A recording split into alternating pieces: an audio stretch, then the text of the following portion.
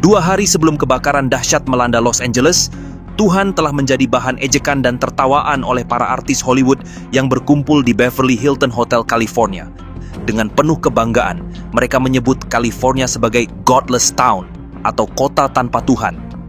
Ini terjadi dalam ajang Golden Globe Awards ke-82 yang digelar pada hari Minggu, tanggal 5 Januari tahun 2025. Nikki Glaser, pelawak dan pembawa acara TV kenamaan, melontarkan pernyataan kontroversial yang segera memicu gelak tawa para selebriti yang hadir. Julukan kota tanpa Tuhan yang dilontarkan Nikki Glaser itu bermula dari sebuah polling bertajuk Globe's Leaders yang mengajukan satu pertanyaan mendasar. Apakah Tuhan pencipta alam semesta? Hasilnya mencengangkan, tidak ada satupun selebriti yang hadir di sana memberikan jawaban bahwa Tuhan adalah pencipta alam semesta. Sambil tertawa lepas, layaknya seorang pelawak yang baru saja menyampaikan punchline terbaiknya, Glaser berkata, "Hahaha, tidak mengejutkan di kota tanpa Tuhan ini, ruangan jadi gemuruh saat Tuhan tidak ada yang memilih." Kalimat sarkasme yang dilontarkannya ini segera disambut dengan gelak tawa dari seluruh ruangan. Tawa itu bukan sekadar ekspresi humor, tetapi mencerminkan pandangan dunia sekuler yang sangat mengakar di industri hiburan modern. Para selebriti tertawa, Nikki Glaser tertawa, dan tanpa mereka sadari, tornado api juga tertawa, dan Los Angeles pun menghadapi sebuah bencana yang sama sekali tidak lucu. 2 hari kemudian, kobaran api yang ikut tertawa bersama mereka meluluh lantakkan kawasan elit dan menyisakan kehancuran yang begitu dahsyat. Seperti monster mitologis yang marah, api yang ganas melahap setiap sudut yang dilaluinya. Pemukiman elit Pacific Palisades, kawasan favorit para selebritas Hollywood, menjadi korban pertama dari bencana ini. Rumah-rumah dengan arsitektur mewah yang biasanya menjadi simbol kemakmuran, dalam hitungan jam berubah menjadi puing-puing hangus. Kobaran api terus bergulir, melintasi wilayah Greater Los Angeles dengan rakus, melalap lebih dari 40.000 hektar lahan, dan menghancurkan lebih dari 12.000 bangunan. Ratusan ribu orang terpaksa mengungsi, dan setidaknya 24 nyawa melayang dengan sia-sia. Los Angeles, sang kota tanpa Tuhan, berubah menjadi neraka dunia. Setengahnya tenggelam dalam kobaran api, sementara setengah lainnya menggigil kedinginan dihantam badai salju. Los Angeles, kota yang identik dengan kemewahan, hiburan, dan gaya hidup yang glamour, dulunya hanyalah sebuah pemukiman kecil yang didirikan oleh misionaris Spanyol pada tahun 1781. Pemukiman kecil ini memiliki nama El Pueblo de Nuestra Señora la Reina de Los Angeles, atau Kota Bunda Maria, Ratu para Malaikat, sebuah nama yang mencerminkan akar spiritualnya yang kuat dalam tradisi Katolik. Namun, apa yang terjadi dalam beberapa abad berikutnya perlahan tetapi pasti mengikis fondasi spiritual masyarakat di sana, hingga kota ini berubah menjadi simbol dari sekularisme ekstrem dan bahkan sarkasme terhadap Tuhan. Mulai dari masa demam emas California hingga pembangunan jaringan rel kereta api, perkembangan ekonomi yang pesat membawa modernitas dan nilai-nilai sekuler yang perlahan mengikis fondasi spiritual. Hingga abad ke-20, dengan munculnya Hollywood sebagai pusat hiburan dunia, Los Angeles bertransformasi menjadi simbol materialisme dan budaya hedonis. Dan dengan berdirinya Hollywood, Los Angeles berkembang menjadi pusat hiburan dunia, di mana para pengusaha dan visioner seperti Carl Laemmle dan Louis B. Mayer melihat potensi besar pada industri ini. Mereka mengubah Los Angeles menjadi kota impian bagi para pembuat film, aktor, dan seniman.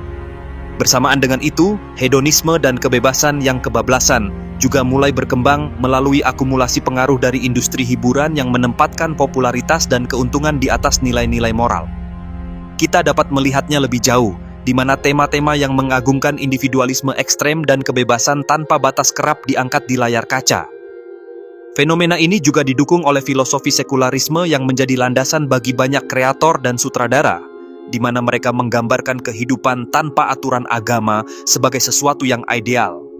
Akibatnya, norma-norma tradisional tergantikan oleh standar yang lebih permisif, menciptakan lingkungan di mana segala sesuatu dapat diterima selama memenuhi kepentingan hiburan atau ekspresi diri.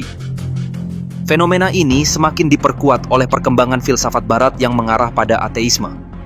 Filosof seperti Friedrich Nietzsche dengan pernyataannya yang terkenal, "Tuhan telah mati," sangat memengaruhi cara pandang dunia modern. Dalam pandangan Nietzsche, kematian Tuhan bukanlah peristiwa fisik, melainkan simbol dari hilangnya kepercayaan manusia terhadap nilai-nilai agama akibat kemajuan zaman dan teknologi.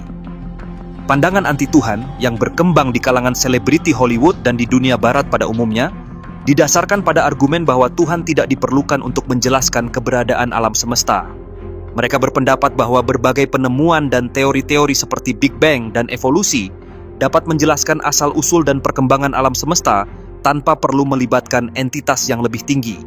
Dengan kata lain, mereka menganggap bahwa alam semesta dapat dijelaskan melalui hukum-hukum fisika dan proses-proses alamiah yang dapat dipahami melalui ilmu pengetahuan, tanpa perlu merujuk pada kekuatan transendental atau pencipta yang lebih besar. Namun demikian, pandangan yang berasal dari logika rendah ini dengan sangat mudah dapat dibantah dari beberapa perspektif filosofis. Filsuf dan teolog Thomas Aquinas mengajukan 5 jalan untuk membuktikan adanya Tuhan. Salah satunya adalah argumen sebab akibat, yang menyatakan bahwa segala sesuatu yang ada di dunia ini memiliki sebab dan akibat. Jika kita melacak sebab akibat dari segala hal yang ada, kita akan sampai pada kesimpulan bahwa pasti ada suatu entitas pertama yang menyebabkan segalanya, yang tidak disebabkan oleh apapun selain dirinya sendiri, yang tidak terikat oleh ruang dan waktu, dan itulah yang disebut sebagai Tuhan. Selain itu, hukum-hukum fisika dan keteraturannya yang luar biasa bukanlah hasil kebetulan, melainkan hasil dari perancangan yang disengaja oleh kekuatan yang lebih tinggi. Oleh karena itu, pandangan ini sejatinya dapat dibantah dengan logika yang sangat sederhana, bahwa sesuatu yang ada tidak mungkin muncul dari ketiadaan. Alam semesta dengan segala kompleksitas dan keteraturannya menunjukkan adanya sebuah desain yang cerdas. Dan filsafat klasik dan teologi menyebut argumen ini sebagai prinsip sebab akibat atau kausalitas. Terlepas dari semua argumen mereka yang mudah dibantah, anehnya, meskipun nilai-nilai internal Hollywood bertentangan dengan nilai-nilai spiritual, banyak masyarakat dunia, termasuk Indonesia, yang tetap mengidolakan para artis, selebriti, dan produk budaya dari kota ini. Secara psikologis, fenomena ini dapat dijelaskan oleh daya tarik citra kemewahan, kesuksesan, dan kebebasan yang kerap dipromosikan oleh industri hiburan. Hal ini semakin nyata, di mana sosial media dan film-film Hollywood menciptakan fantasi yang membuat banyak orang merasa bahwa mereka dapat melarikan diri dari realitas kehidupan sehari-hari. Sementara itu, secara sosiologis fenomena ini juga mencerminkan efek dari kolonisasi budaya, di mana masyarakat dari negara berkembang cenderung mengagumi budaya dari negara maju yang dianggap lebih superior. Parahnya, kekaguman ini justru tidak disertai dengan pemahaman kritis terhadap nilai-nilai yang terkandung di dalamnya, yang sebenarnya malah bertentangan dengan budaya lokal yang religius. Lagi pula, budaya mengidolakan selebriti Hollywood ini juga menunjukkan adanya krisis identitas yang melanda banyak masyarakat modern. Ketika budaya lokal dianggap ketinggalan zaman atau kurang menarik, budaya global yang sekuler dan hedonistik justru diadopsi tanpa kritis. Ini adalah tantangan besar bagi masyarakat timur untuk mempertahankan jati diri mereka di tengah arus globalisasi yang semakin deras. Pada akhirnya, kebakaran dahsyat yang melanda Los Angeles tidak hanya berbicara tentang kehancuran fisik, tetapi juga menjadi simbol dari kehancuran spiritual yang mendalam. Ketika masyarakat barat mulai meminggirkan nilai-nilai spiritual dengan hal-hal duniawi seperti materialisme, ketenaran, dan kekuasaan, mereka sejatinya telah melakukan bunuh diri spiritual yang mengerikan. Dan di tengah itu semua, Los Angeles, kota tanpa Tuhan, telah menunjukkan kepada dunia betapa rapuhnya fondasi yang dibangun di atas materialisme dan sekularisme. Materialisme yang menekankan bahwa kekayaan dan pencapaian materi adalah tujuan utama dalam hidup, mengarah pada pengabaian terhadap dimensi kehambaan manusia. Ketika seseorang hanya mengukur kebahagiaan dan kesuksesan dengan apa yang dapat dilihat dan dimiliki, maka nilai-nilai seperti cinta, kasih sayang, dan kedamaian batin kerap terabaikan. Akibatnya, meskipun memiliki kekayaan atau ketenaran, banyak individu merasa hampa, kosong, dan tak terpenuhi, mencari kebahagiaan melalui konsumsi dan pencapaian sementara yang tidak pernah benar-benar memuaskan jiwa. Sekularisme, di sisi lain, mendorong pemisahan antara agama dan kehidupan publik. Dalam masyarakat yang sekuler, nilai-nilai moral dianggap relatif, dan kebebasan individu dianggap lebih penting daripada tanggung jawab terhadap kebaikan bersama. Akibatnya, tanpa fondasi moral yang kokoh, masyarakat cenderung kehilangan arah, terjebak dalam relativisme yang membingungkan, dan semakin jauh dari konsep kebaikan dan kebenaran yang sejati.